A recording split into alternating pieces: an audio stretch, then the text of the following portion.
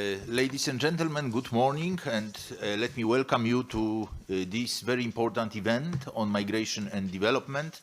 And my name is Michał Rutkowski. I am Senior Director for Social Protection and Jobs Global Practice in the World Bank Group. And I do realize how many competing events are there in this building and neighboring buildings those days. So your presence here is really very much appreciated as a sign of your support to the migration agenda. The agenda that is critical for development. And if there is any one thought I'd like all of us to keep in mind is that migration has development potential. People migrate because they improve their lives and they improve the lives of those who they left behind, and often those where they migrate to. So it is very important for us to have always this very healthy look at migration as a development factor and not to confuse this look with various legitimate, sometimes huge problems related to forced displacement. What I would like to highlight in my very brief introduction is that this year, 2018, is actually a very important turning point in the global development process, because the international community is really trying to make sure that we achieve the best possible benefits out of migration. You will hear much more shortly from the outstanding panel, which is on my left, which I'm so grateful to them that they agreed to join. But in December 2018, we expect that the negotiations to elaborate on a global compact for safe, orderly, and regular migration be adopted at the Intergovernmental Conference, and it would be first time where the international community would make such an important contribution to global governance, which is very much needed in many areas, but international migration is probably one of them, one of very difficult ones and very important ones.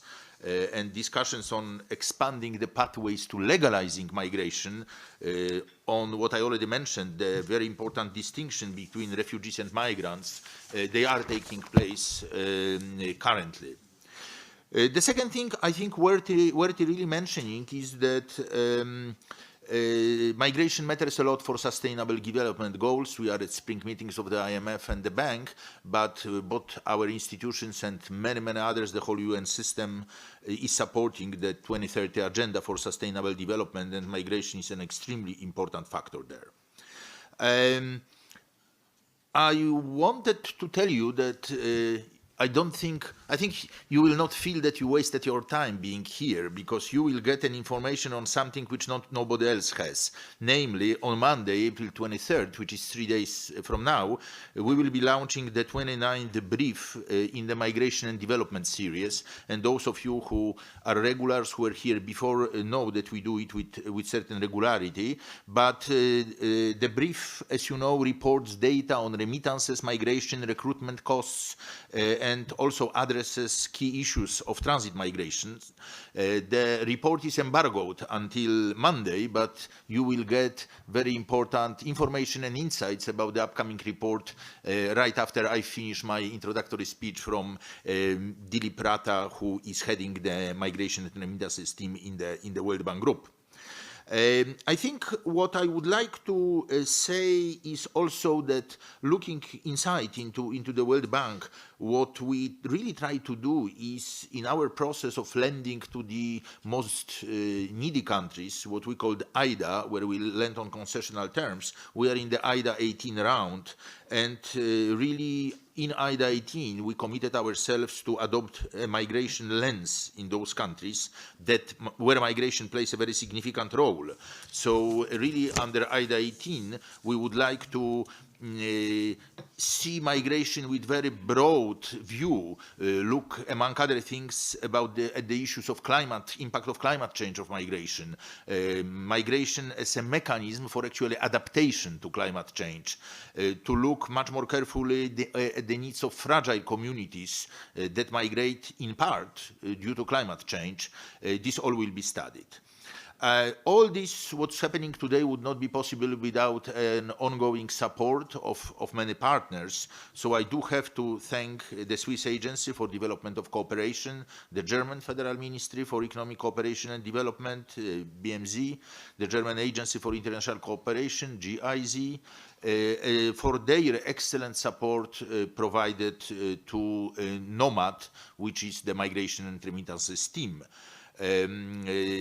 I would like to add my thanks to the Swedish government for their support. When NOMAD was established in 2013, the global governance on migration was actually quite different, and the large movements of migrants and refugees that have created a crisis since, but there was not crisis at the same time. And as the complexity of those challenges has grown, we hope that the capacity of NOMAD team has grown correspondingly. And the research agenda of NOMAD at the moment is very much focused and very much supported the inclusion of the migration-related sustainable development goals into those SDGs, into the whole agenda on SDGs. Let me maybe finish by saying that we play enormous importance to work together with other partners. We think of the extended network of partners and research centers as being absolutely instrumental in building our ability, the NOMAD team ability to do further research. So I want to thank you for that. This is fundamental. It is really time now for NOMAD to perform a more catalytic role that better realizes the potential synergies with so different migration institutions and many other actors in the global arena. Let me say, to finish, let me say the following. The order of the morning is that first you will hear the presentation of the Migration and Development Brief from Dilip Prata, head of NOMAD, sitting next to me, and lead economist for migration and remittances. This will be more than a sneak preview. It will be a preview. Remember, though, that the information is embargoed. You are a privileged ones. You came here in the morning. You deserve it. And then we move to a really stellar panel of our colleagues who agreed to come and comment. I spare you extended introductions of our panelists, as many of you, I recognize your faces, you are regulars, you were here before, you know our panelists, but after Mr. Rata's presentation, I will ask our colleagues to make 8 minutes comments, starting with Ambassador Louise Arbour, Special Representative for International Migrations, United Nations, then Mrs. Ingrid Gabriela Hoven, Director General of the Department for Global Issues, Sector Policies and Programs at the BMZ Germany. Then I turn to Mr. Stefano Manservisi, Director General in the Directorate for International Cooperation and Development, famous DEFCO in the European Commission, Ambassador William Lacey-Swing from the International Organization for Migration, and then last but absolutely not least to Mrs. Catherine Wines, Director and co-founder from Wealth Remit. I would like to apologize in advance, but because of the bundling of events at the spring meetings, I will have to leave you at around 10, and Mr. Rata kindly agreed to take over chairing at this point, which will add to his functions this morning, because he is now invited by me to make the key presentations on migration and remittances report. Dilip, the floor is yours, please. Thank you very much, ladies and gentlemen. Thank you. Thank you, Mikhail, for giving me the floor, and good morning to all of you again, and welcome, and again, thanks a lot for your support and encouragement to this important agenda. The report is available. Probably there's a sticker there saying the report is embargoed, and there are actually more than simple making you feel important reason. It is that if you reveal that information and you are somehow perceived to be receiving that information before the other shareholders in various money transfer companies, they receive it, you would be asked for showing why you should have insider information. So please, embargoed until this information is embargoed until midnight of Sunday, that is first thing Monday morning, and no tweets and no social media to the extent you can hold back, please. Thank you. So 3 main messages. Remittances to low and middle income countries recovered in 2017 after 2 consecutive years of decline. Is the audio okay? And we are expecting that after reaching a level of 466 billion in 2017, remittance flows in 2018 by the end of this year would reach 485 billion. That is only recorded remittance flows. The true size is much larger. The true size that is impacted by money transfer channels is more likely $1 trillion. I won't talk more about that anymore. The second message is that the Global Compact on Migration, which is under negotiation, is very comprehensive. It covers almost all aspects of migration issues, including climate change. But it runs the risk of leaving out issues that relate to non-migrants, and that is what could be a key roadblock to negotiating the Global Compact on Migration. The third message is that transit migration, which is the special focus of the brief, Migration and Development Brief 29, the brief that is being released later this week or this weekend. Transit migration involves more risks than benefits, and yet one key message that comes out from that analysis is that transit countries and the global community as a whole should respect the human rights of transit migrants. So first message on remittances, just so you know, there are 2 migration-related sustainable development goals. The SDG indicator 17.3.2 is about the share of remittances in GDP in various countries. We don't know whether increasing it is good or decreasing it is good, which one is good, which one is better or worse. But that is a means of implementation, and as part of the Sustainable Development Goal 17.3.2, the indicator, we are monitoring remittances as a share of GDP.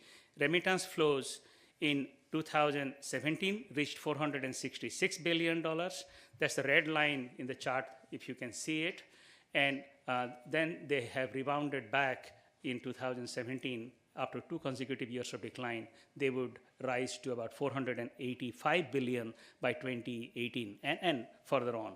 At that level, remittances are more than 3 times the size of official development assistance.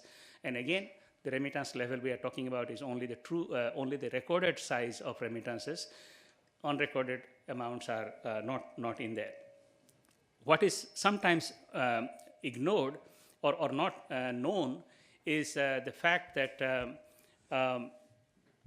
if you excluded China from the statistics in this chart, foreign direct investment to China alone is about $300 billion, as you know. So if you leave out the $300 billion, foreign direct investment received by all developing countries, low and middle income countries, are actually significantly lower than the remittances received by those countries. It's an important fact to keep in mind, the size as well as from this chart, the counter-cyclicality aspects of remittances. In terms of regional growth rates, ECA region surprised us a bit last year. There's a growth rate of about 21% compared to the year before. And that came after about 3 years of consecutive decline, followed by the growth rate, in growth rate terms, Sub-Saharan Africa and MENA. Growth rate overall in all the regions has been much stronger than we expected.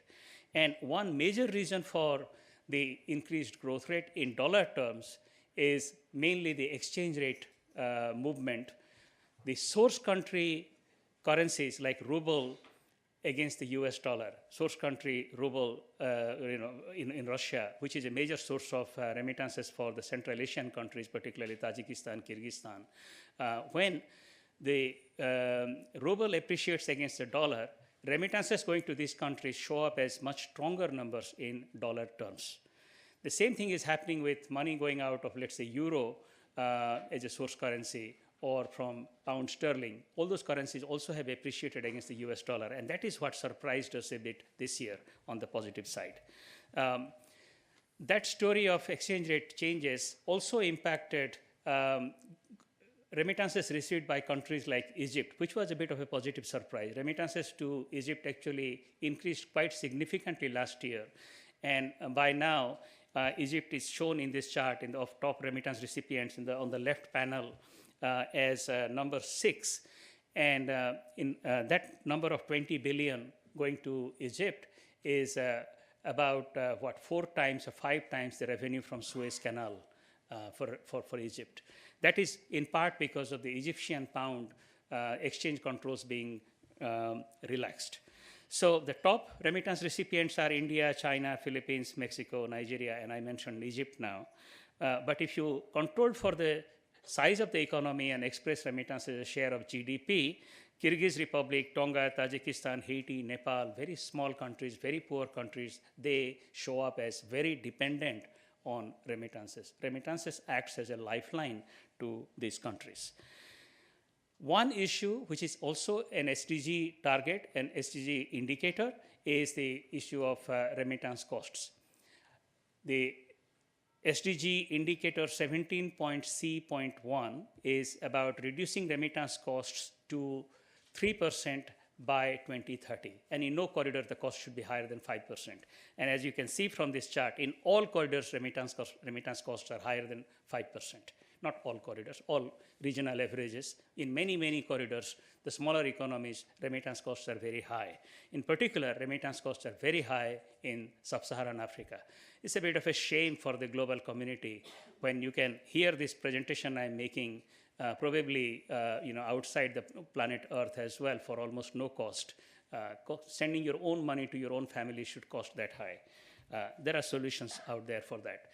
Beyond remittances costs, the remittance agenda could involve all these items that I have highlighted there as the part of the global remittances agenda.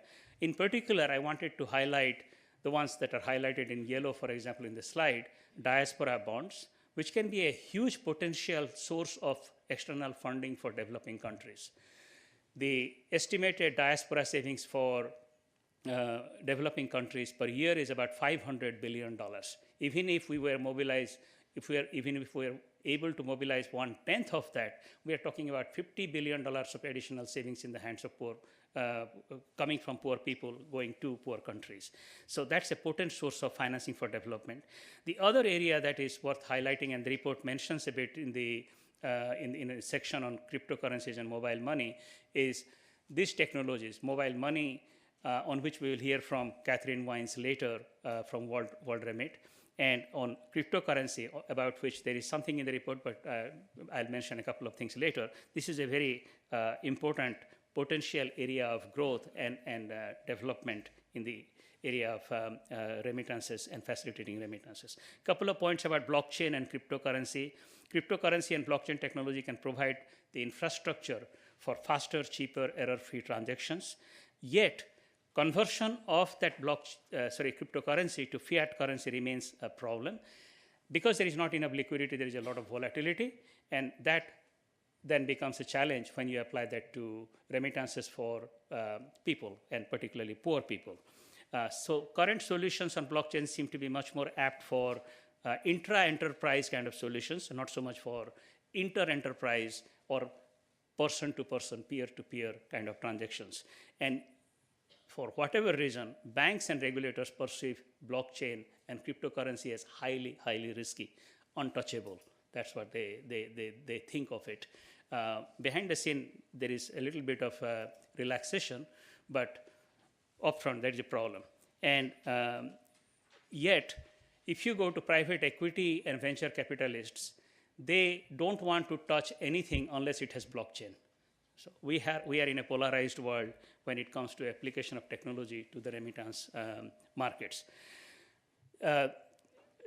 The report also has new data on migrant stocks, building on new data that became available from UNDESA. The international migrant stock currently is, in 2017, is estimated to have reached about 266 million,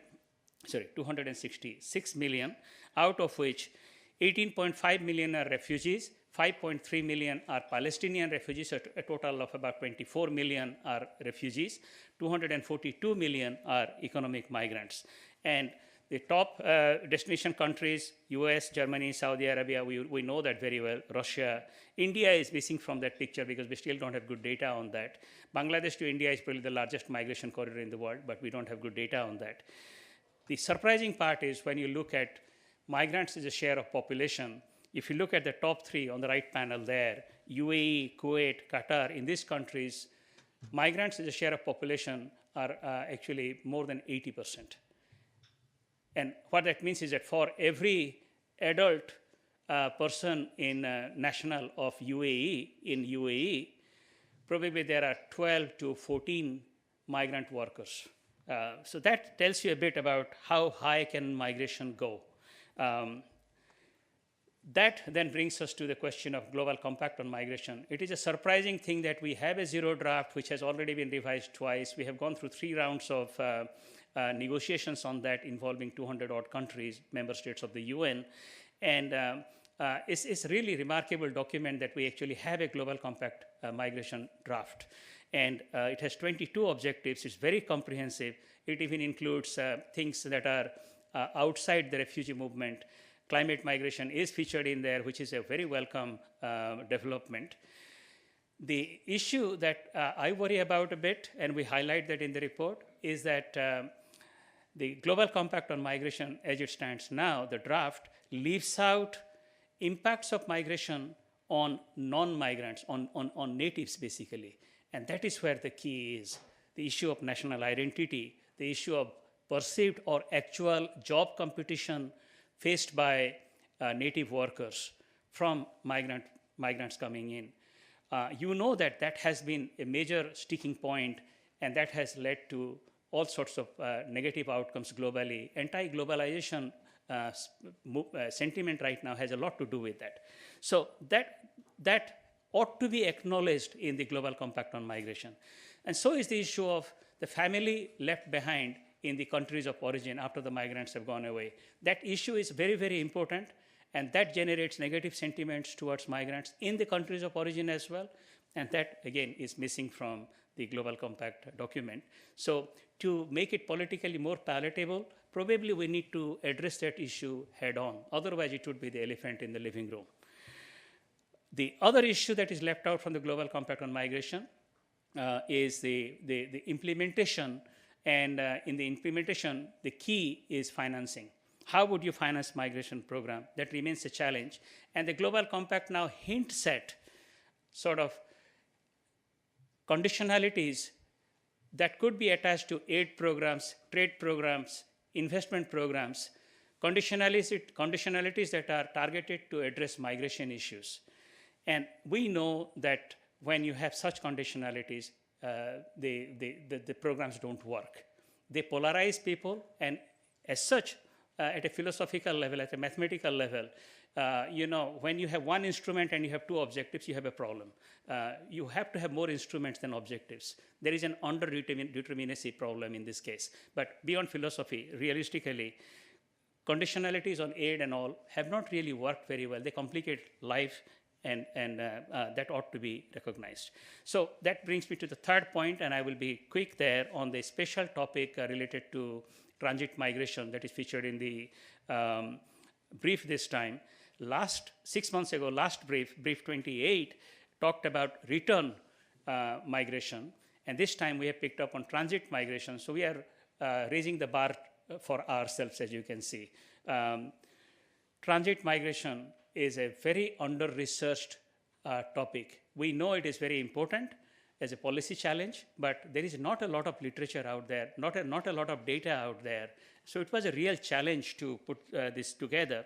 So some messages that comes out from the scant literature, major transition routes, you have heard about all sorts of things, but one thing that you may not have heard is that a large number of people crossing the border, in the southern border of the US to come into the US are actually coming from India these days.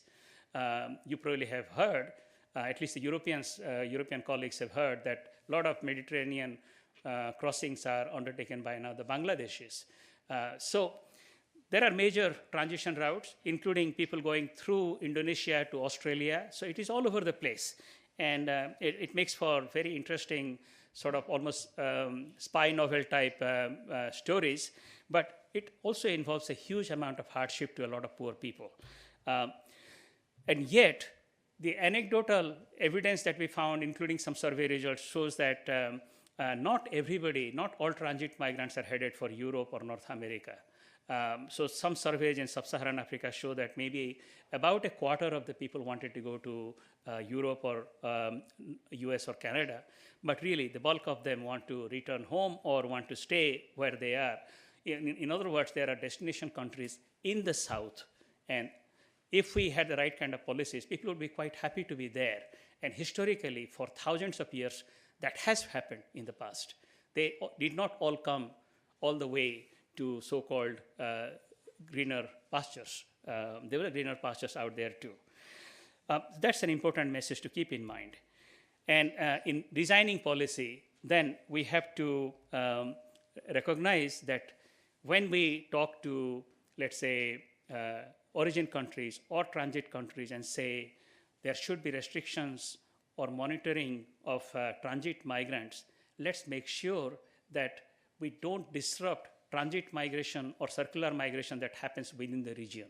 That's an important point that comes out of this analysis. Push factors for transit migration are lack of rights, violence and general insecurity, economic reasons, the same as the drivers for migration.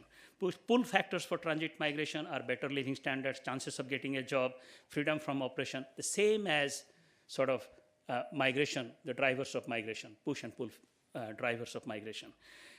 The important difference is that the major distinguishing driver for transit migration is simply the fact that direct passage to the final destination is not possible. Otherwise, people would not do the illogical thing, irrational thing of going roundabout ways to third countries to come to a destination. That doesn't make sense. So direct passage to final destination not being available is the most important reason for transit migration. And transit countries are chosen by relative ease of obtaining passage via the document shopping or because there are smuggling networks available. By the way, the existence of smuggling networks is endogenous, as you know. If there is a market, they would sprout like mushrooms. So transit can be costly. Smuggling costs can be costly. And this slide here is based on some data, but IOM, Frontex, we have all sorts of data. You know, Bangladesh is crossing into Europe, pay 14,000 euros. There are stories on internet and based on some data that from international organizations, the Indian migrants pay 70,000, 80,000 euros to go to UK. Chinese pay 50,000, 70,000, 100,000. I even saw a number 224,000 to cross into another country. Smuggling costs can be very high, and equally that also means huge pain to people. So impacts of transit migration for transit migrants, for the migrants, it is an opportunity to escape poverty and persecution, but then in the process they become vulnerable to theft, violence, and economic exploitation. For the origin countries, there isn't much to gain because these guys are not going to send a lot of money home, unlike proper migration, the mainstream migration. So in fact, on the contrary, many transit migrants receive money from home to facilitate their passage and survival. For the transit countries, local economies might benefit the same way they benefit when a lot of tourists come through. So yes, there might be a lot of benefits that comes from selling services to transit migrants, but also there is a possibility that if the transit migration is a bit protracted, then there might be job competition faced by particularly low-skilled native workers. So that's a major issue for transit countries. Of course, there is the related issue, collateral problem of criminal networks operating in the transit countries. For the destination country, it slows migration inflow, that is true, but it can also erode border controls, and it can also lead to reputation risks. So a few policy responses: no solution, you cannot address transit migration unless you create economic opportunities and perhaps reduce fragility as appropriate in the countries of origin. There has to be more legal channels for migration to destination countries. And when, because of the inefficiency and barriers to mobility, people have to take all kinds of third routes, fourth country routes, then it can't be optimal. It has to be costly. It has to involve hardship. So overall, transit migration is a global loss. And in that process, when we think about collaboration between origin country, transit country, and destination country, often the destination country, the final destination country, holding the most power in these negotiations, in these collaborations, sort of saying, I'll make you an offer that you can't refuse, kind of negotiation, right? Mafia style. Sorry, that sounds too mafia type. But the collaboration between the countries should avoid disruptions to free mobility that has been going on in a natural way and sometimes under regional protocols. That's an important collateral damage that we see from the literature. And criminalization of transit migration actually might sometimes prolong the stay of these migrants. For example, there are some case in Tunisia that if there is an overstay by a migrant, then the migrant has to pay a fine. If the migrant can't pay, he or she can't leave. So you basically trap them in. You have actually trapped yourself into a situation there. I mean, those kind of things can be easily fixed. So with that, I'll leave you to read the summary and only say what is highlighted at the bottom. World Bank stands ready to assist the Global Compact on Migration. World Bank stands ready to assist the global community in addressing the challenges of migration and reaping the benefits of migration, with an emphasis on the latter, on reaping the benefits of migration. Thank you. Thank you very much. Thank you very much, Dilip, for a concise and very sharp presentation. And we will now move, as I announced before, to our panel of discussants. Each of them was asked to speak for 8 minutes, and certainly each of them can address any issues they would like to. I want to mention a couple of questions which are on my mind, which they may wish to refer to if they choose so.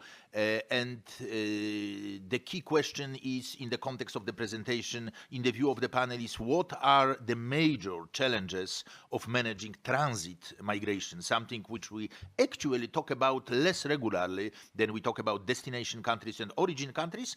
And the second question would be the latest thinking of the Global Compact on Migration, how good the idea is, how this idea could be made even better as we move towards hopefully signing in December. Let me move to the panel, and we start with Ambassador Luis Arbor, Special Representative for International Migrations, United Nations. Luis, the floor is yours. Thank you very much. This was really a very inspiring presentation, and as we move towards, in the process of adopting this Global Compact on Migration, I think this Monday release of this document is going to come in very handy. Certainly on the 3 issues that you've highlighted, this I think will be very useful to the discussions. What I propose to do in my intervention is maybe take a step back from some of these discrete issues, particularly remittances and so on. There's a lot of expertise on this panel on these issues, and just maybe take a step back and look at the Global Compact, the context, where we are, what we can realistically aspire to, and maybe focus on what I think are still currently some of the very challenging issues that I'm confident will be resolved. There is nothing in this process that language cannot accommodate, but we still, I think, need some conceptual clarity on some of the big issues. On process, for those of you who are following this process, you know that this is a process that is entirely in the hands of member states of the United Nations, led by 2 co-facilitators, the permanent representatives of Mexico and Switzerland to the United Nations in New York. They have produced the 0 draft, which is now in its 2nd incarnation. We're halfway through the negotiations. They are in total 6 sessions, 3 have taken place, and the text is to be agreed upon in July, to be then adopted at an intergovernmental conference in Marrakesh in Morocco in December. So this is where we are process-wise. What I'd like to focus on is, what is this Global Compact? Let me first say what it is not, and what is very clearly it cannot be. It is not and will not be a negotiated convention to deal with all modern aspects of human mobility. This is very clear. Even in areas in which actually consensus could be relatively easily reached on sub-aspects of human mobility, there is no appetite for the negotiation of a legally binding document at this stage on any of these aspects, including, for instance, on climate-induced migration and so on. We are not there. What it aspires to be is a non-legally binding document containing actionable commitments. Now, you may think this is challenging enough to have a document that will have real teeth in the sense in containing actionable commitment, but in a non-binding fashion. And I stress that at the outset of the negotiation, the expression that was used by member states was that the compact will be non-binding. I think we've made some progress now in including the word legally, non-legally binding, suggesting that it will at least be morally and or politically binding to the extent that it will contain actionable commitments. And I think there's, this is repeated at every opportunity, that this is the general direction. As such, you can appreciate that this is already quite a challenging exercise, in large part because the issues, many that have already been highlighted, transit-related issues, there are many issues that present themselves worldwide in an enormous variety of different contexts and circumstances. So this is, I think, particularly challenging to develop actionable commitments on issues that are immensely contextual. We've seen, for instance, the distribution of migrants in the world by percentage of populations. You see in the Gulf countries, you have countries where 80% of the population is made out of non-citizen migrant workers. This is it presents migration very differently than it does elsewhere. And on that, if there is one message that I think we need to be reminded throughout these negotiations, is the necessity to avoid almost stereotypical binary contrast between refugees and migrants, regular and irregular migrants, countries of origin and countries of destination. The reality is much, much more complicated than that. When you look at somebody in a boat in the Mediterranean, the label refugee or migrant is not particularly helpful in determining the strategy for the deployment of humanitarian assistance. So this, I think, is the heart of the challenge before member states today. What I hope it will be, so I'm telling you what I think it cannot be, what it aspires to be, what I personally hope this global compact will be, is a strong political framework for increased international cooperation to maximize the benefits of migration and to reduce its potential downsides. If at the end of the day, this is what it is, the fact that it's not legally binding actually, I think, is going to be beside the point. We've seen in the UN negotiations of migration-related documents that purport to be legally binding, like the Convention on the Rights of Migrant Workers and Members of Their Families, a convention meant to be legally binding, never ratified by any Western country, and therefore it's binding, but it has actually very little impact. A non-legally binding document that has a very strong political buy-in, I think, will produce deliverables that will be that will have more impact. I have to say at this stage, I find the most promising aspects, the areas where I think the most progress has and can continue to be made, are the many, in fact, that Dilip has mentioned here. And I would call that the kind of economic pillar of migration. Everything from related to remittances, reducing the cost of transfer, financial inclusion, all these aspects, I think, at least politically, a consensus will be easier to generate on these kinds of issues. In fact, broadly defined, I would say issues related to development, which I would include in this basket of sort of an economic pillar.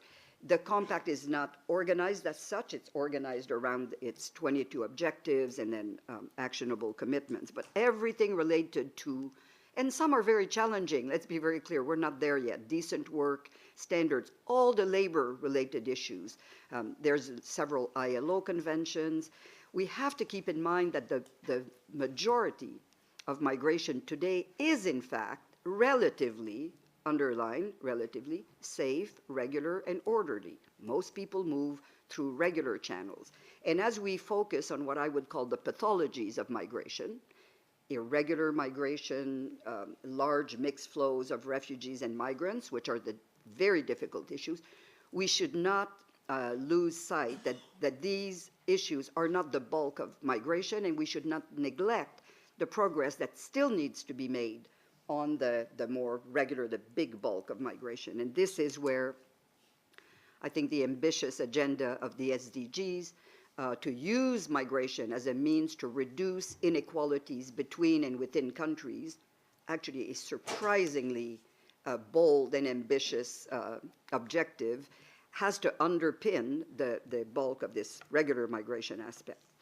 The most challenging parts of the Global Compact, as I've already mentioned them, I think are issues related to irregular migration, both stocks and flows, and I'll come back to that. And the question, which basically was the phenomenon that triggered the interest in launching this exercise, which was the crisis in Europe involving large mixed flows of refugees and migrants. That issue, which I would call the humanitarian aspect of the Global Compact or migration, I think we're still not maybe fully there on unpacking the issues related to that. So let me just say maybe a few things about irregular migration and what the challenges are. This is very interesting, and I think this is why this report is going to be so well received. The focus on what you call transit migration, I think, is a way of, well, I should pause here to say, I have advocated throughout, and I think there's also now more of a consensus on the fact that we need to be very cautious in not using stereotypical views of countries as origin, transit, or destination. Increasingly, most countries, in different proportions, are a bit of all, and many transit countries actually become destinations sometimes by default because there's no other option. So, but the focus on transit migration is a way of bringing focus on flows of migrants, which in part is where aspects of irregular migration, I think, need to be addressed in a way that is very different than stocks of irregular migrants. Many countries face challenges both of incoming irregular migrants or people coming in through irregular channels, and existing and sometimes long-standing stocks of populations that may have come into the country through perfectly regular channels but overstayed the terms of their visas and are now undocumented and face all kinds of difficulties in addition to their migratory position, but to have an irregular status, face increasing vulnerabilities. What as you may know, the Secretary General released a report prior to the launch of the draft that member states are negotiating, launched a report in January, in which we urged, again, an approach that is very contextual and understands that irregularity presents itself on a spectrum, ranging from using criminal strategies to enter a country. If you arrest someone at an airport with 17 fake passports and having used trafficking or smuggling channels to come in, that's one model of irregular migrants. And on these, I'm not too worried about calling them illegal entries. But much more significant, I think, is the large proportion of people whose irregular status, in fact, is almost an administrative deficiency in their status. And in the same way, the response to irregular migration should be viewed on a spectrum, ranging from, obviously, the option of expulsion, which is open to states in the exercise of their national sovereignty, through a range of regularization initiatives, which could be very modest, just providing some basic residency documentation to grant access to basic social services, all the way to opening a path to citizenship. I think what's really going to be important in this process is not to get stuck on contradictory or adversarial position, citizenship or expulsion, and to promote recourse to a variety of better options. And finally, vulnerable migrants. Migrants, again, in transit, vulnerability being increased, especially when the transit countries become quasi-permanent, where people are there for a prolonged period of time with a status that is currently, under current refugee law, very nebulous. And this will, I think, bring into play the problem of complementarity between the two compacts. As you know, there is a refugee compact also being not negotiated between member states, but will also be adopted. At the beginning, we talked about, we have to be conscious of the difference between refugees and migrants. Frankly, the only difference between refugees and migrants that can be asserted with clarity is that refugees have the benefit of the refugee conventions and migrants don't. To then try to put labels, well, some are vulnerable and some are not, some are deserving of credit and some are not, is completely useless. It's blind to the reality on the ground. And so we are currently not very well equipped to deal with non-refugee migrants in transit in circumstances of extreme vulnerability, and I think this will require, more work. So let me just wrap up by, again, welcoming the impact that this report will have in informing, I hope, the thinking and the development of the negotiations to come, particularly because, and this will not be news to you, we live currently in a world where perception competes with reality, it seems, on equal footing, where what you believe is as important as what you know. And I think the more we could put data, and not just raw data, smart data, data that is analyzed in a fashion that does not just promote stereotypical views and totally unfounded assumptions.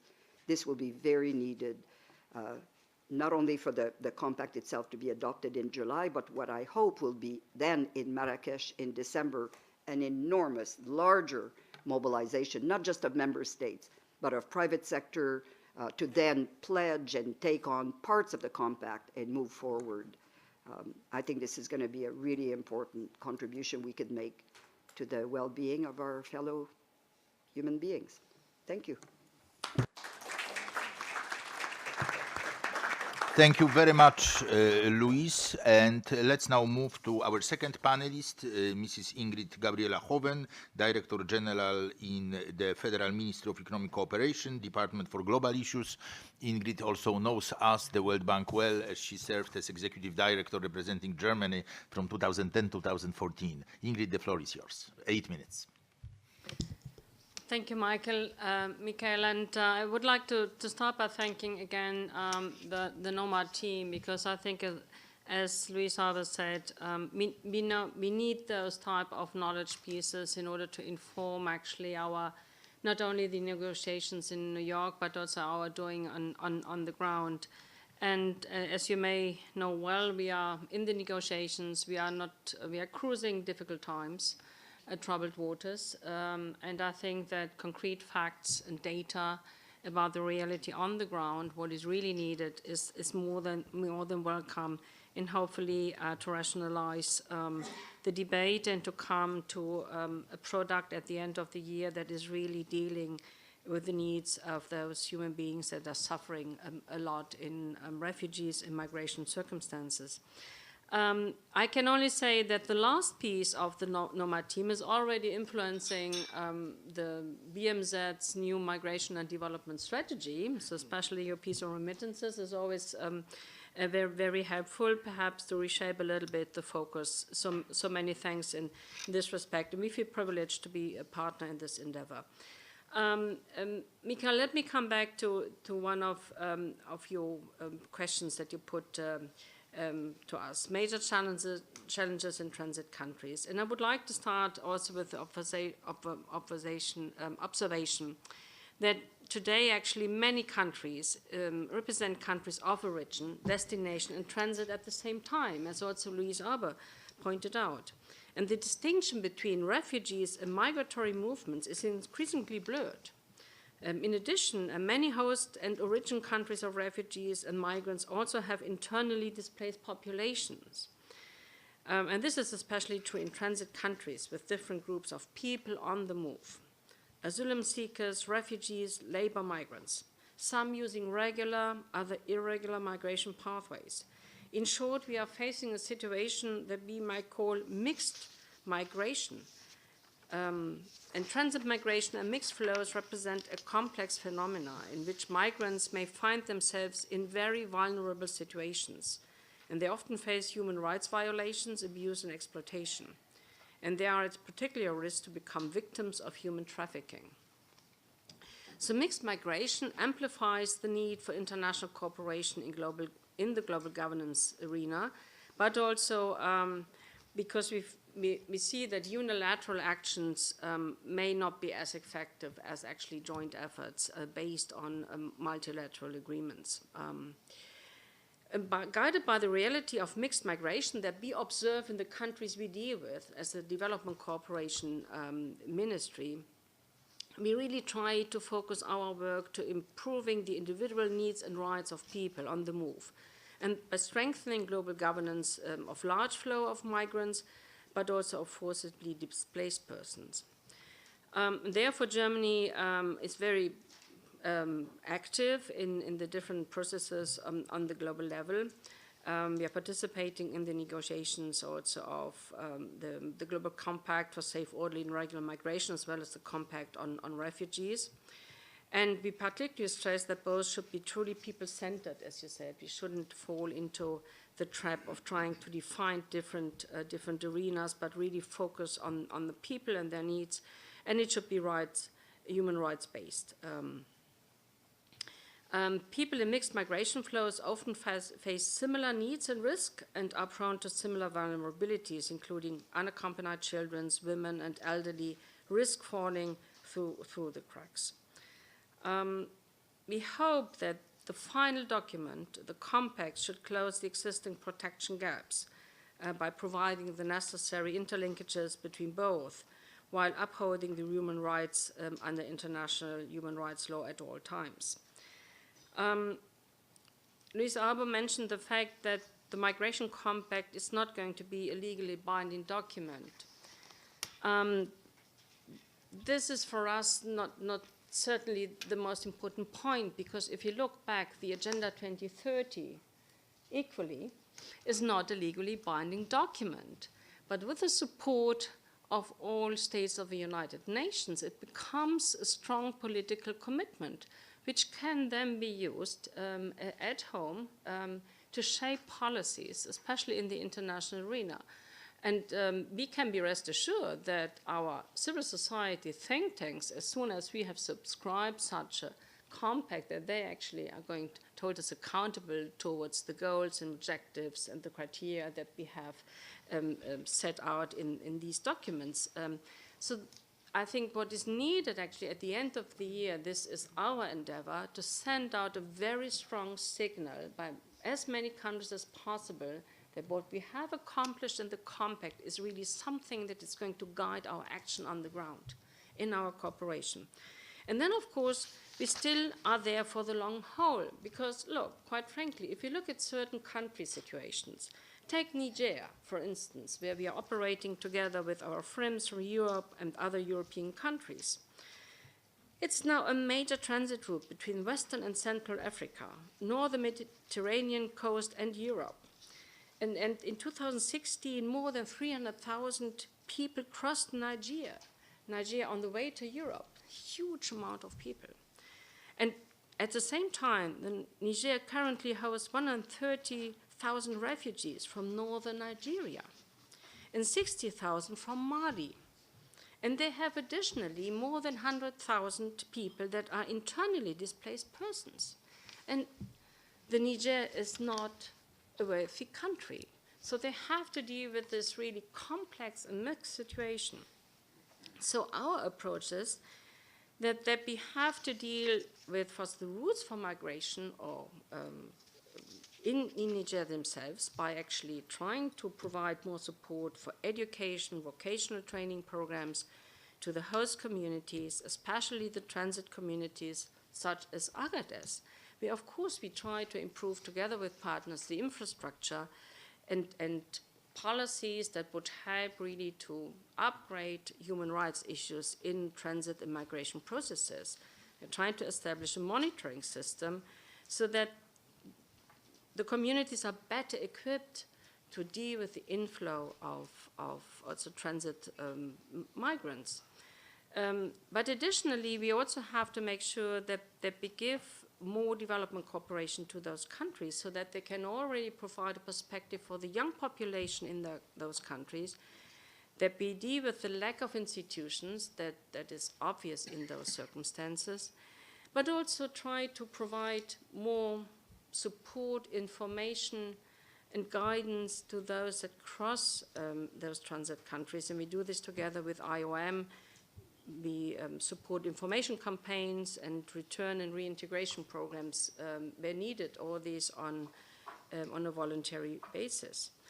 Let me give you another example, which is, I think, quite illustrative, where we should focus on much more in the future. The situation in Morocco has changed quite considerably. Over the last couple of years, Morocco has developed from a country of origin and transit country to increasingly a host country for immigrants and refugees. And the majority of refugees and migrants come from Western African countries. So we thought, to concentrate only to give support to Morocco certainly would fall short of the challenges that we are facing. So we have learned in this context, we have a strong bilateral cooperation program with Morocco, that first we have to operate much more at the regional level. And we try to somehow insert a type of platform that would incentivize more cooperation on the regional level on migration issues, especially between countries like Morocco, Cote d'Ivoire, Mali, and Senegal. But we not only do this with governments, because this may fall short of the challenges that are actually embedded in those societies. And we bring on board also non-governmental stakeholders, local administrations, and where possible also the private sector.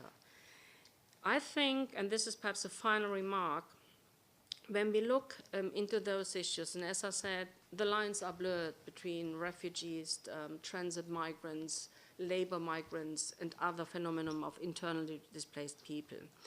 What we see that, and we have to recognize that most of those people that are refugees or are transit migrants, they stay at the level of developing countries.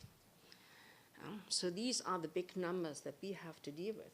And our focus mainly goes into the north-south or south-north direction. But when you look at what actually developing countries have to do in order to somehow to absorb, to deal with these challenges, I think we have to focus much more in strengthening South-South cooperation on migration and development issues, try to mobilize and better frame the possibilities of the diaspora to help their countries and communities of origin, and make sure that those developing countries have the right migration policies in place in order to better then deal with the human rights issues involved.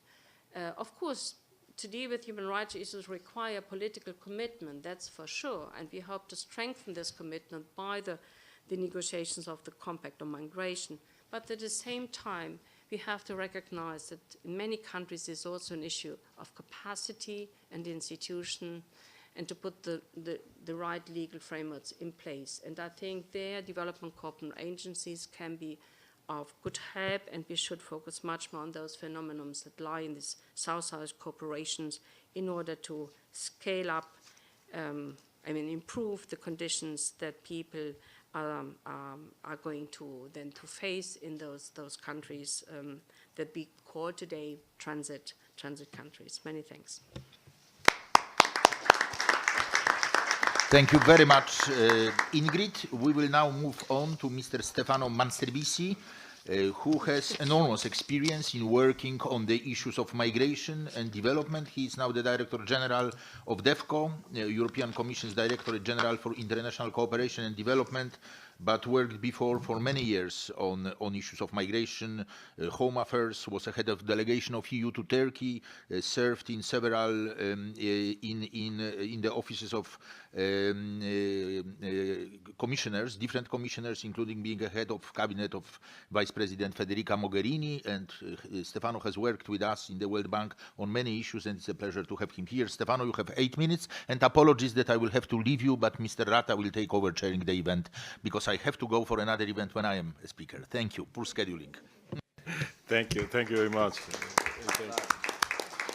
Thank you very much. Happy to be here with you. It's now a sort of constant practice. I'm very happy also to have been with you basically since the outset, in the moment when Nomad was created and Dilip was also launching the first reflection. We'll keep being partner on this, because as Ingrid said, you know, this is a very difficult and delicate policy and political, they are, and therefore to know facts, figures, to analyze, to think is hugely important, and it seems common sense, but in our days it's not necessarily the starting point. So therefore I think that this is particularly important to keep doing that and to nourish whatever kind of discussion and political, let's say, decision on the basis of sound and shared knowledge. This is the reason why I appreciate a lot the work done. Impressive, by the way, this preview, let's say, of the report, and extremely useful in order to center better what we are doing. Now, point number one, from the European Union point of view, it seems another things which goes without saying, but it's worth saying that we are now embedded migration fully in our development policy. Again, seems something which is obvious if we think of today, but in reality is not that evident, because until recently, you know, basically until before the shock that our societies also were suffering through the, I prefer to say, watching people dying in the Mediterranean, because this is the real center of issue. But in any case, interpreted in a different way. So until that moment, you know, there was a bit of a conception that development policy was there more or less to adjust to, you know, to take care of the very long term, etc. Now, I think that, you know, our reflection, and to be short, I refer to the European consensus on development, we put clearly, based also on what the SDGs are suggesting, you know, put firmly into our development policy, which means mainstreaming, which means trying and capturing with coherence, if possible, the different aspects which have been raised in this debate, and in particular by Luis Harbour, that I would like to thank very much for the incredible work which he's doing. Now, the embedded means not only to have long-term objectives, job creation, address in a more targeted way the youth, women, you know, the structural condition in which migration is starting, also calling it mobility, because this is something which very often is set a bit aside, and, you know, and there is a normal aspiration of people to be mobile, you know. I mean, in a global world, you know, people are also this, but there are also push factor, let's say, climate change, wars, violation of rights, no perspective, which must be addressed in a constant structural way, creating jobs, etc. But also, and this is the most difficult issue, is also to accept the challenge that development policy is also to deal with the short-term issues, not just the long-term, the short-term issues. And this is the lesson that we are, let's say, taking out of our activity, in particular in the Sahel, in the Horn of Africa, through the EU Trust Fund, which has been created in Valletta, where, yes, long-term, but in the meantime, to address the capacity of managing a border, to managing a border democratically, to fight against traffickers in a democratic and efficient way, to increase the capacity of the institution to manage a territory, you know, which is something which has been too quickly set as for other policy area, other responsible, and to have sound policy dialogue with our partners, not shying away from the mutual responsibility that we have, including the one of taking back irregular migrants. I mean, let's say that in this way, because otherwise, you know, we are avoiding, and because taking back migrants is also a question of rule of law, and a question of respect of fundamental rights. It's not just at the moment of, the identification and sending back. It's not this. And in this, to identify increasingly, and I'll come back on this, the task that the development policy has is to help reintegrating people, which is an extremely difficult operation, extremely difficult, and which will require further knowledge. I repeat, I come back on this because this is probably one of the areas in which we have to work more also on data collections and in comparing experiences. Now this is one of the main areas of the development policy of the European Union, as much as possible declined through different instruments. Based on this, we are also therefore organizing, maybe in a more structural way, our relation, for example, with remittances. Remittances has not only a quantitative effect, in fact, in terms of, as it is described, in respect of foreign direct investment, ODA, etc., but as something which is representing people at the beginning and people at the end. So not just money, but also the people which are sending and the people which are receiving. From this point of view, a different dialogue with diaspora that we open structurally at the European Union level, with not only understanding what they want to do with that, but also very often try to set up a specific, let's say, capacity building schemes, which is mobilizing for short term, in any case linked to the same spirit of diaspora, which are helping those which are in their country of origin, also expertise, in order to accompany the transfer of money. It's a sort of mode 4 of remittances, we may say, so in this way, with a small provocation. Because this is a bit what we're talking about. This is a service which can accompany also a transfer of money. And therefore, they attempt to set up, groups of people which can be mobilized for that, and at the same time, working in order to make remittances easier, more transparent, and more effective. Easier, more transparent now with the European Payment Service Directive number 2, which has now enlarged the transparency and therefore possibly all the conditions for reducing costs also to the external payment made from the European Union, is a pillar. Is in force since January of this year. So therefore, let's look at that as an instrument which should contribute. In any case, our contribution will be to work with the financial service sector in the European Union in order to play in full this transparency and competition, in order to lower and to contributing in reaching the 3% objective which has been set in the SDGs, but at the same time also to work with the diaspora and with the receiving community in order to have, let's say, a more, structured use of this mass of money, which is private, of course, but as other private source of finance can be perfectly being considered in our new approach of development, where involving a private sector in leveraging money, in using ODA in order to leverage investment, public and private, this could perfectly fit.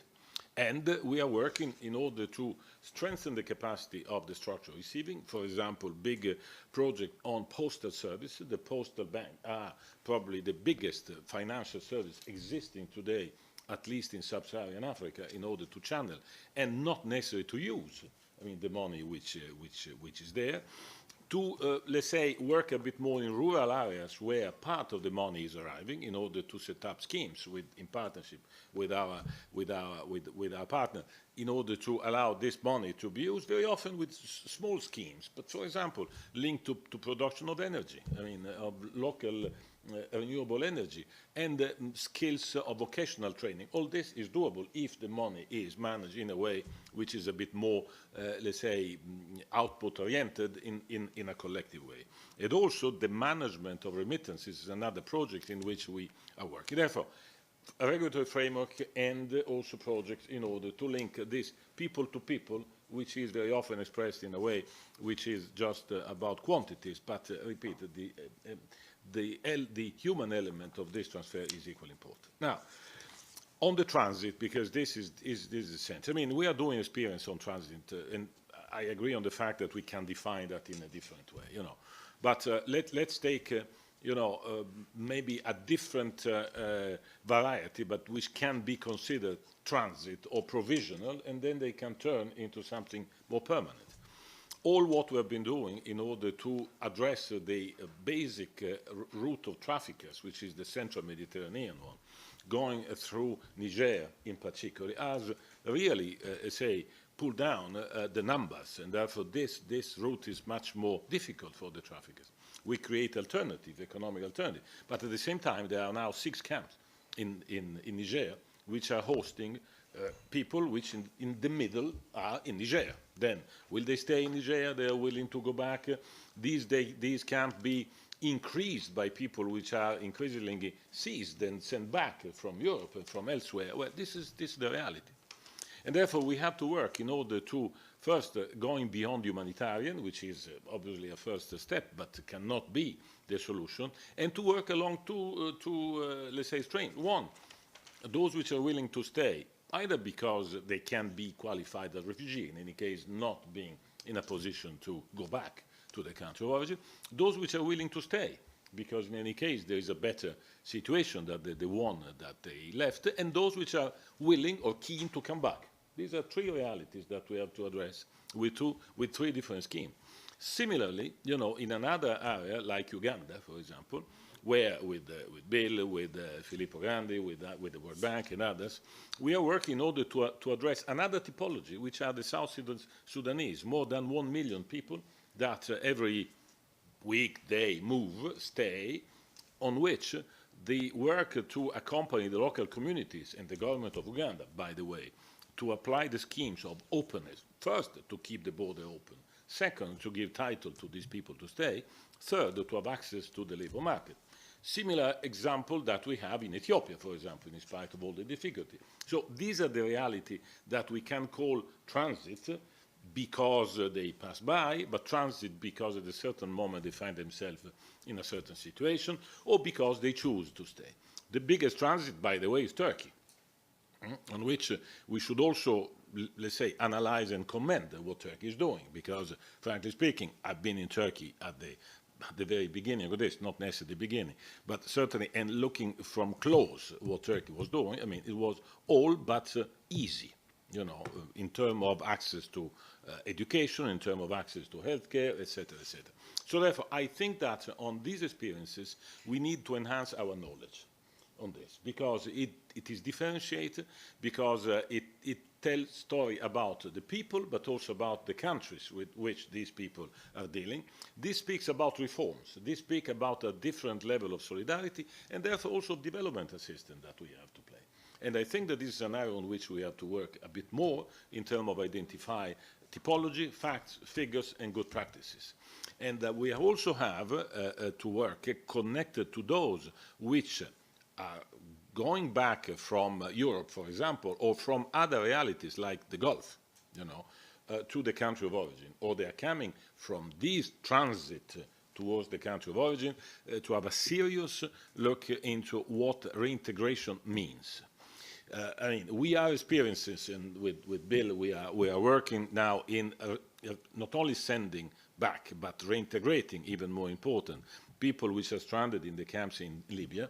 And the reintegration factor and process is one of the most difficult and also costly component of whatever action we are doing. Not easy. Community of origin do not necessarily like to receive back the same people on which they invested in order to get remittances. They are not necessarily like to have people which are further imbalancing the composition of the labor market, the access to resources, leaving aside demography. So I think that all these are areas that I would like to suggest to take into consideration for all the rest. In this, and I finish here, the work, incredible work that Luis Albo is doing in order to capture this human dimension, diversified, but also requiring some form of global consensus, because this is a global phenomenon, is absolutely crucial. Therefore, we are fully supporting, fully working on this. Not legally binding is not, as Ingrid said, the real point number one. But we have experiences, for example, in climate change, where progressively, you know, to something like this. But important that it contains consensual, actionable, let's say, areas on which we can then, through money, through policy dialogue, through political action, then advance the front, which is very complex, is very articulate, and which will remain one of the most important features that we have to do it, because there is not only the globalization of goods and services and money, there is also of globalization of people. And this is, say, a way to address this in a more comprehensive way, and possibly in a less emergency-driven spirit. Thank you.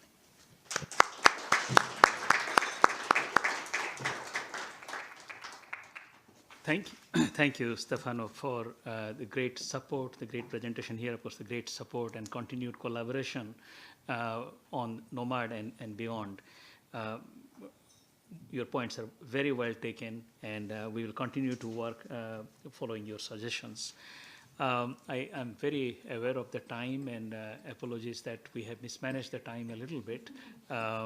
So I would now give the floor to Ambassador William Lacey Swing. He's the Director General of International Organization for Migration. Probably for this crowd, I don't need to introduce him more, but I do want to say that this is his second term that he is about to complete, 10 years in the job at a time when the world has faced and gone through such transitions on the topic of migration. It's congratulations on your achievements, Ambassador Swing. I do want to also highlight the number of hardship jobs you have done in places like Congo and all that as ambassador for the US, as well as for the UN Special Representative of the Secretary General, and the numerous awards that are there in your bio. We will, I'm sure everybody's aware of it, but we are going to put it out on the web. Thank you, and the floor is yours. Thank you.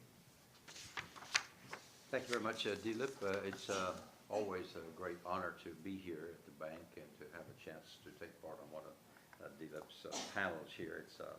I'm particularly grateful for this, and I'm very humbled by being here on a panel of such distinguished panelists, and all of whom are friends. And thank you very much for the opportunity. 3 quick points, because I know time is getting short. First point is the issue, sort of the global issue of migration. I think we should be in no doubt that human mobility is a mega trend of this century. It is being driven by a number of considerations, in particular the demographic oddity that the world's population quadrupled in the last century, which means that numerically more people are on the move crossing borders than at any other time in recorded history. This is not likely to change until near the end of the century, when we'll probably have a 9 or 10 billion populated world. So human mobility is with us. It's a mega trend of our time. 1 out of every 7 of us is a migrant, if you count into that the 750 million domestic migrants. China having more domestic migrants than the world has international migrants. But of course we know everything is big in China. So these are some of the facts, but south-south migration, and I think this was true in SRSG Arbor's presentation, south-south migration is every bit as important as south-north migration. Not everybody is coming north. In fact, the numbers coming north were perfectly manageable had we had a comprehensive, long-term, multifaceted migration and asylum policy, which unfortunately we didn't have. This is an issue that is not an issue or a problem to be solved. It is a human reality that we have to learn to manage, and I'm so grateful to the SRSG, the co-facilitators, and others who are leading this effort to get a global compact on migration. Isn't it ironic that we have rules in place for the free flow of capital, goods, and services, but the people who make that happen currently, except for refugees, there are basically no rules that would protect and assist and support and manage what is a manageable issue. My second point is that we are, on the other hand, very much a world on the move, but we find ourselves very much in the middle of a perfect storm. More people being forced to migrate than at any other time in recorded history. The driving forces are many. We have at least a dozen armed conflicts from the Western Bulge of Africa to the Bay of Bengal and the Himalayas, with no short to medium-term solutions in sight. We have demographic imbalances with, we've mentioned Niger several times because it's the pathway to Europe. An average, a median age of 14, median age in Germany 47. And you can figure out you have an aging global north in need of skills and jobs, and persons to fill jobs, and a largely unemployed, youthful global south in search of jobs. If you've been several times, as I've been, to Libya to go to the detention centers, you will quickly recognize that the overwhelming majority of people there are young, male economic migrants looking for work. So these are realities.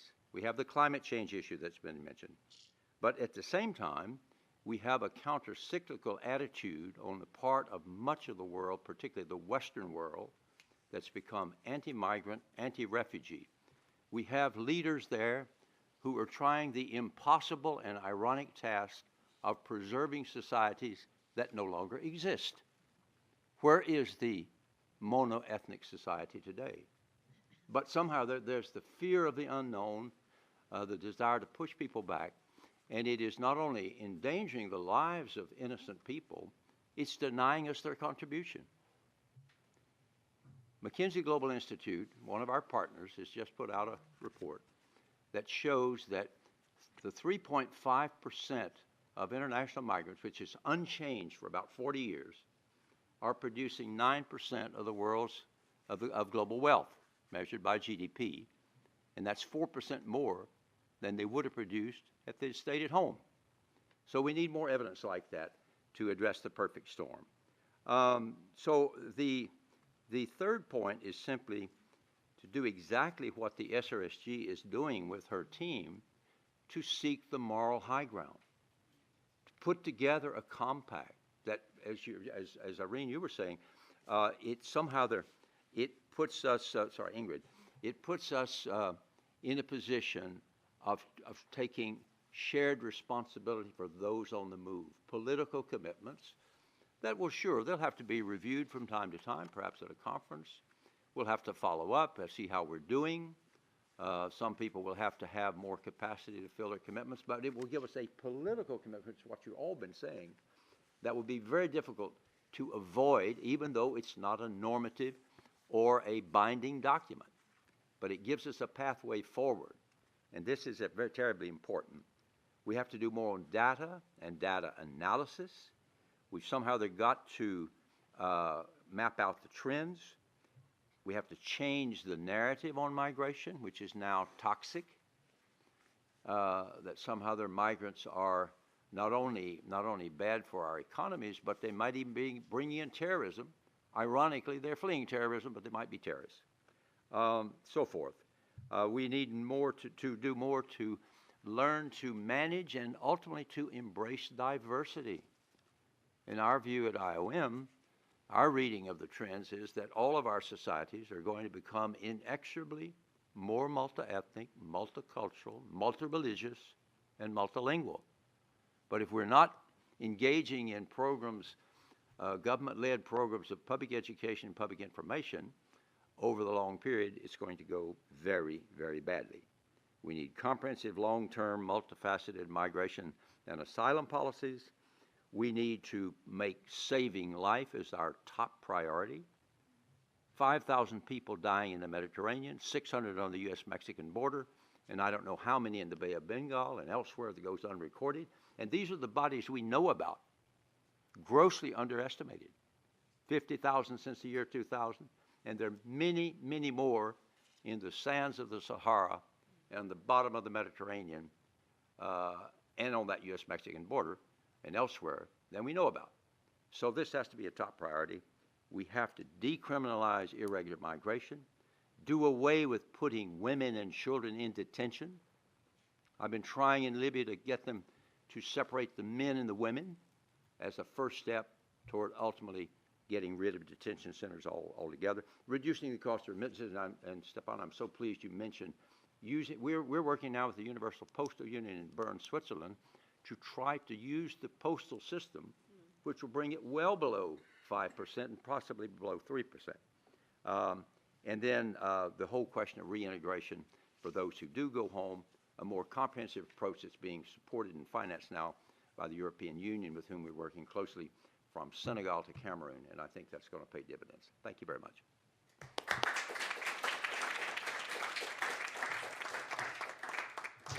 Thank you, Ambassador.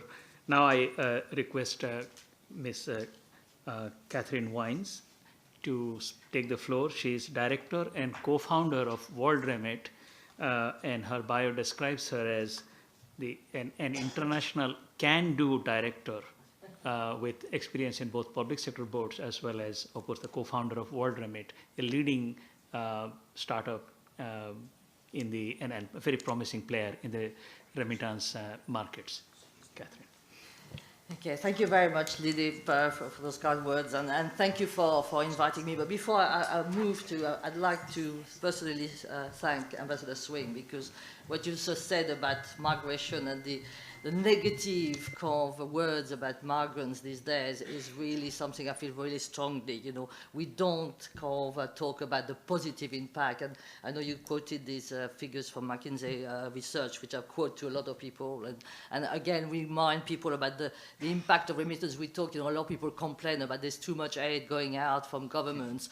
But what about remittances? Remittances still count for more than 3 to 4 times the amount of global aid. So the migrants help themselves, and they contribute as well to the economy of the countries where they are residing. So I think, you know, I wish we kind of spend a little bit more time, you know, kind of talking positively about migrants and their contribution to the world. So if I can just go, and I know we're running out of time about talking about remittances. Obviously, World Remit, just a few words before I talk about trends and challenges and opportunities.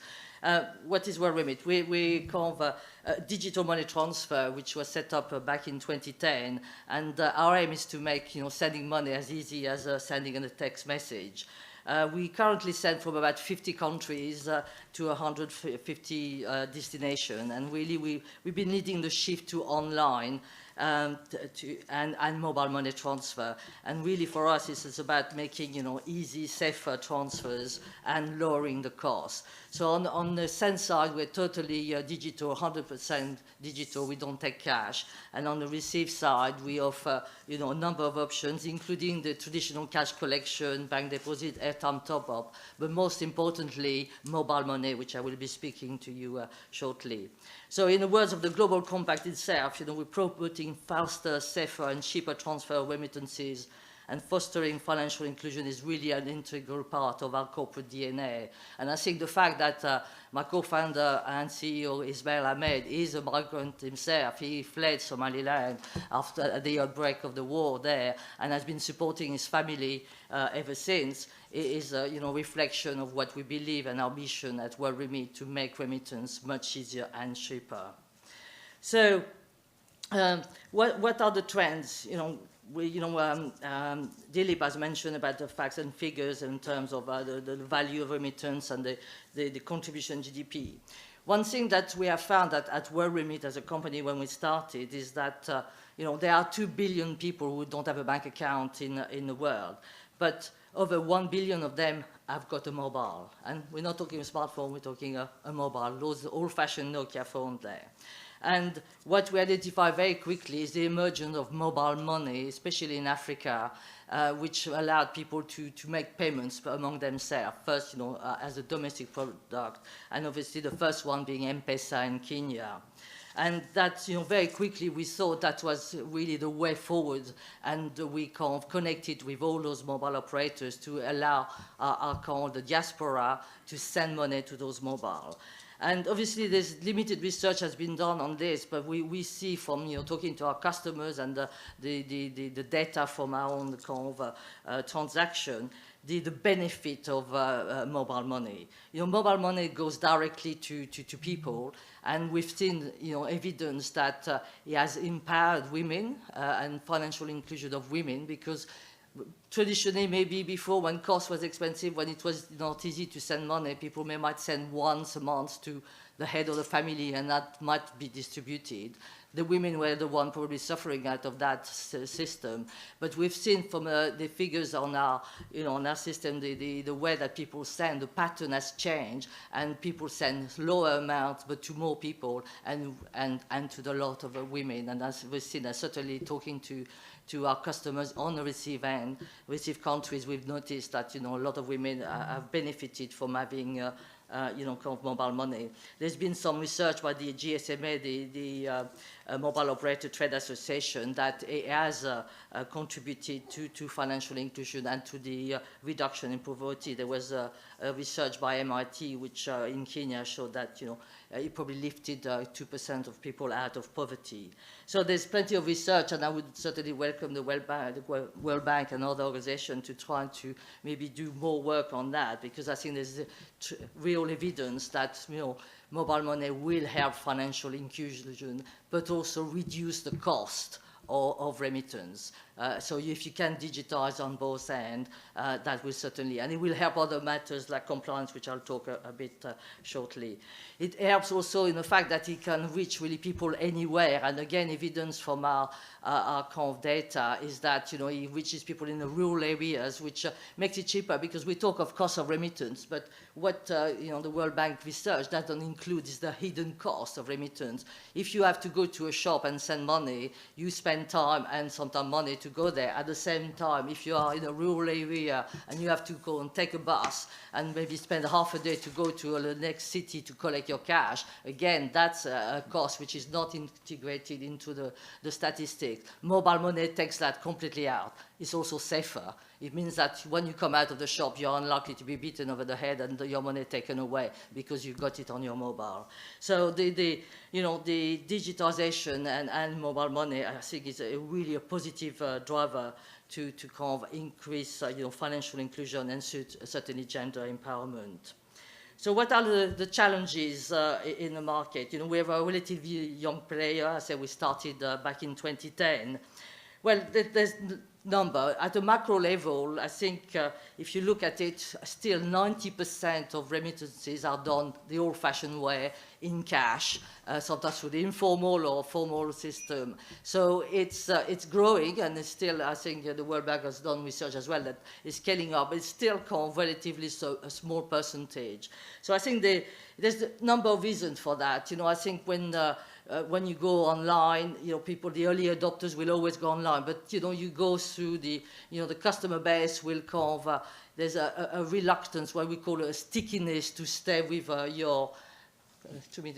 to stay with your, kind of the way you've done it before. So I think there's, a lot of work that the regulators, the World Bank, to kind of promote, kind of online and digital ways of sending money by telling that it is safe, and maybe some sort of accreditation or so on can be, and I'd be happy to spend some time with Dilip afterwards to talk about it.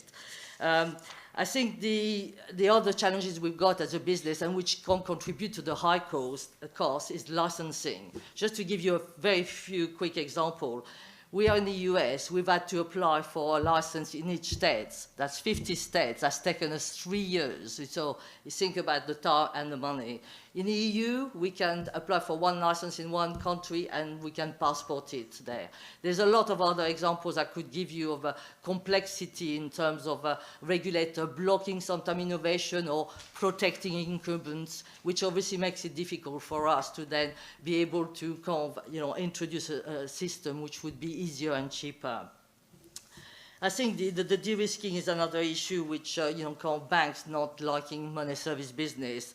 I guess we have a price to pay ourselves, because I think the traditional players have not done enough in the past to really bring their system to kind of, so the bank could feel, kind of comfortable to do that. But the benefit of technologies, I think, are immense, and in terms of kind of KYC identification, fraud, and transaction monitoring and compliance. So I think there's a lot there that technology can do, and can also reduce costs, because if you can do, automate, we use, AI, machine learning, and so on to help us with identifying and monitoring transactions in a much more effective way, and therefore reducing the cost. that will certainly help, the risk and the fear about illicit financial flows. At the end of the day, if you digitize transaction, you have a full audit trail from start to end, especially if it goes to a mobile. So in fact, improving, or decreasing the risk of illicit flow and terrorist financing. So there's, I think, a lot of more research to be done, and I think the bank there, I could talk for ad infinitum about mobile money and remittance, which, as I said, is a subject which is very close to our heart and where we are, very passionate about it. But I've just been told that I've got now 30 seconds. So, but, I think if we reflect, we've got to remember that the role of remittance, I think, it's so important. It's not just about, kind of lifeline, support of a day-to-day, food, but it's about education, healthcare, but also about the development of the country. We see more and more, and again with mobile money, people setting up business because they are financially included. They have a method of paying, make payments. They are able to set up small businesses and therefore develop, kind of the local economy and create jobs. And I think that's something that we need to pursue and encourage. Thank you.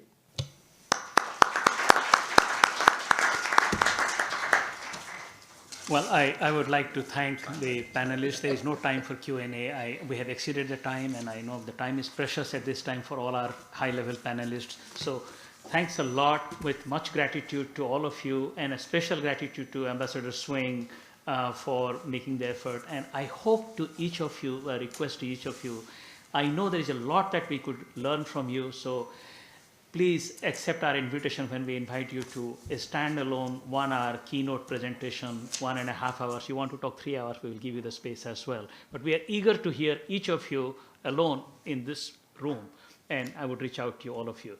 Thank you very much again. Thank you all to the participants.